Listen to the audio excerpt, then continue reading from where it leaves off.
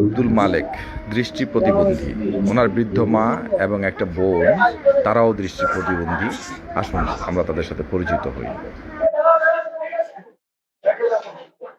আসসালামু আলাইকুম। আমরা এখন আছি হচ্ছে গুরুদাসপুর।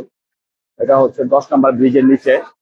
এই এলাকায় একজন বয়স্ক লোক, উনি ঠিক মতো কাজকর্ম করতে পারেন না এবং ওনার ফ্যামিলিতে অনেকেই হচ্ছে মানসিক প্রতিবন্ধী এবং অনেকেই অসুস্থ। আমরা এখন তার সাথে কথা বলবো, চলেন।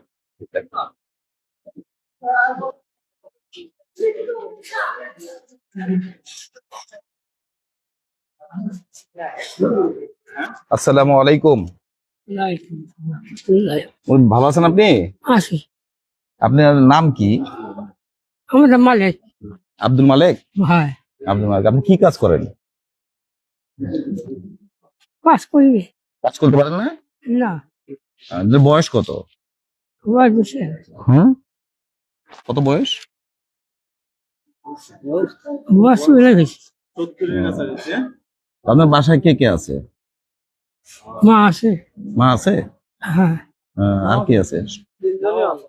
মা বাবা আছেন না?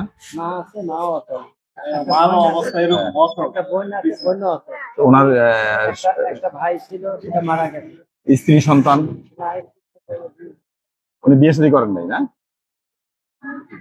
থালপাল চালায় চলে গেছে। এখন ধরেন মা ওটা আর একটা বোনও আছে কানা। পরিবারের না, উনি নিজেও চোখে দেখেন না? না, মা ওটা কোন রকম দেখে অচল, মানে একদম ঘরে বসে গেছে। আপনার নাম কি? আমার নাম আব্দুল হাব মোল্লা। আব্দুল ওয়াহাব মোল্লা। জি। তো উনি বিয়ে শাদী করেছিলেন? ইনি বিয়ে করেছিল, ওই ধরেন ভিক্ষি টিক্কি করে একদম দিয়ে দিছিল। ওই কিছুদিন থাকার পরে সালপাল এলাকার সালপাল জ্বালা যন্ত্রণা করে চলে গেছে। ভালো মিশন। এমনি কোনো কাজ কাম করতে পারে না? কাজ কাম তো আগে করতে পারছে। ওনার ভাই নাই, মানে সংসার দেখে একটা বড় ভাই আছে, ওনার বড় ভাই আলাদা। ইনারে সংসার দেখার মতন কেউ নেই। আর বাপ মা কার সাথে থাকে?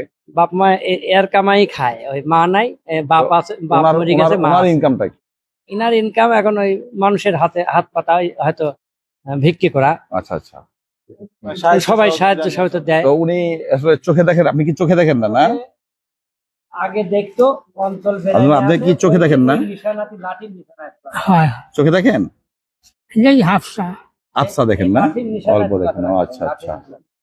তো ঠিক আছে, ওনার আমরা ওনাকে তো কিছু করতে পারি, যেহেতু হাত পেতে সংসার চালান। তো আমরা তো আসলে আপনার জন্য তেমন কিছু করতে পারবো না, সামান্য কিছু হেল্প করব, সহযোগিতা করব, যাতে আপনার পরবর্তীতে যদি কখনো কোনো দর্শক, আমি একটু দর্শকদের উদ্দেশ্যে বলি, আপনারা যদি সহযোগিতা করেন, আপনারা যদি উৎসাহ দেন, তাহলে হয়তো আমি এরকম সহযোগিতা আরো বড় আকারে করব। ইচ্ছা আছে আমার এরকম আরো অনেক বড় বড় সহযোগিতা করার। তো